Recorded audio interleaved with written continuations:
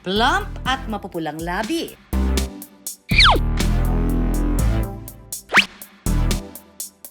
Kissable lips kung tawagin. Pero papaano kung ang sigaw ng ating mga labi? Singaw na mapapaaw! Aray ko po! Yan ang bukang bibig ng 62 taong gulang na si Lola Francisca. E paano ba naman ang kanyang labi nagkaroon daw ng singaw? Parang may impulse or bootleg na nararamdaman ko na nasa loob. So, hindi ko naman pinapansin. Akala ni Lola Francisca nung una, nagiging mapula lang ang kanyang labi. Pero di katagalan, unti-unti na raw itong sumakit hanggang sa tila pumutok na raw ito. Nung pumutok na siya, may hapdi kang mararamdaman. Parang nagiging irritable, parang mahirap kumain, mahirap uminom, lalo na kapag medyo maasim or yung nakakaramdam ka ng alat. Saka yung mga chichirya, yung matitigas, yung mga chips, mahirap kumain. Ayan po yung singaw ko. Bali, parang kulang-kulang 1 week din siya. Libangan pa naman din ni Lola Francisca ang makikipag-usap sa mga netizen sa kanyang vlog. Kaya naman, nang magkasingaw, apektado rin ang pagharap niya sa mga tao.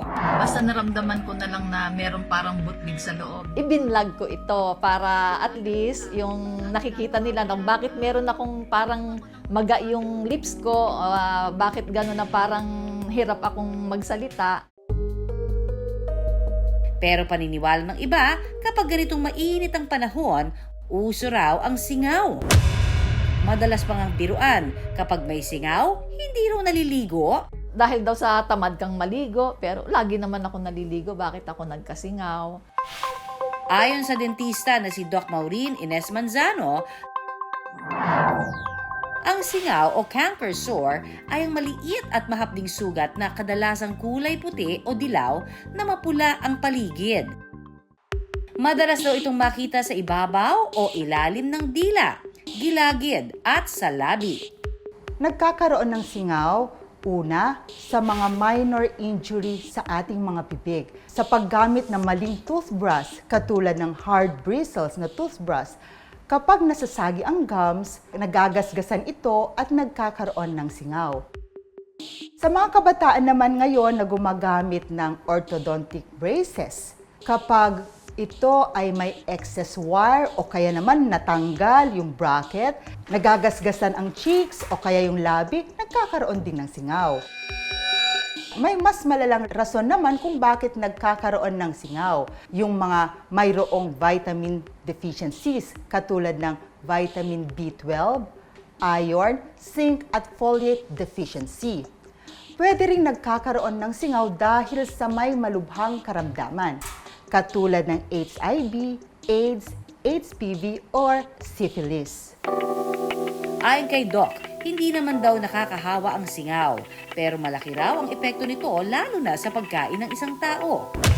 Kadalasan, 1 to 2 weeks, gumagaling na ang singaw.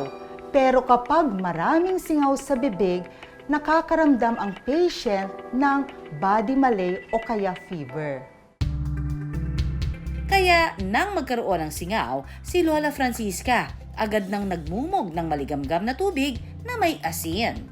Pag umaga, yun nga, nagmumumog ako ng maligamgam na may asin na pinaabot ko dito sa throat ko, kasi baka magkaroon din dyan.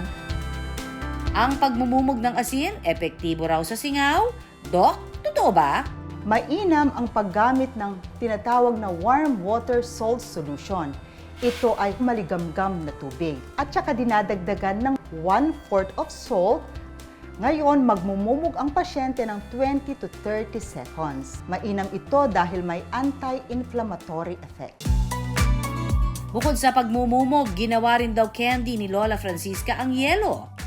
Lagi akong may yelo sa bibig. Sa nababasa ko rin sa pagbabasa mo or nakikita mo sa YouTube, ginagawa ko. Doc, totoo ba? Nakatutulong din daw ang pagkain ng yelo para mawala ang singaw? Pwede rin gumamit ng ice o kaya uminom ng malamig na tubig sapagkat namamanhid yung area at nababawasan ang sakit nito. Minsan na raw may nagsabi kay Lola Francisca na gumamit ng tawas para tuluyang gumaling ang kanyang singaw. Nilagyan ko yung tawas na parang bato, dinampi-dampi kong ganon, dito pa na yung singaw ko. Diyos ko po, napakahapde. Parang feeling ko yun yung nagpatagal bago gumaling yung aking singaw. Ang hirap. Yung tawas o kaya alum powder ay ginagamit din minsan para ma-elevate yung pain, pero hindi ito nakakatanggal ng cause ng singaw. Payo naman ni Doc, makakatulong din daw ang pagkain ng yogurt, honey at chamomile tea. Sapagkat ito ay may anti-inflammatory effect nang sa ganon mas mabilis gumaling ang singaw. Pero mga kapuso, maliit man sa inyong paningin, ang singaw huwag babaliwalain. Dahil posible raw itong senyales ng mas malalang sakit. The key to prevent oral cancer is early detection. Sapagkat sa mga unang stages ng oral cancer ay wala pa naman itong mararamdaman na symptoms. Pero may mga senyales na. At ito ay ang pagkakaroon ng mga singaw na hindi gumagaling in 1 to 2 weeks. Kaya mainam na pumunta or magpa-check up sa mga dentista o sa mga doktor. Para makaiwas sa pagkakaroon ng mahapding singaw, narito ang Pinoy MD Tips para sa inyo. Siguraduhin na kumain ng masusustansya at uminom ng bitamina. Nang sa ganon, lumakas ang inyong immune system. Siguraduhin na malinis ang inyong oral cavity para mag-prevent ang pagkakaroon ng bad bacteria, fungal at viral infection. Kapag ang sanhi naman ay dahil sa mga dental appliance, siguraduhin agarang pumunta sa inyong mga dentista. Samantala, makalipas ang 2 linggo, ang mahapding singaw sa labi ni Lola Francisca, tuluyang gumaling na.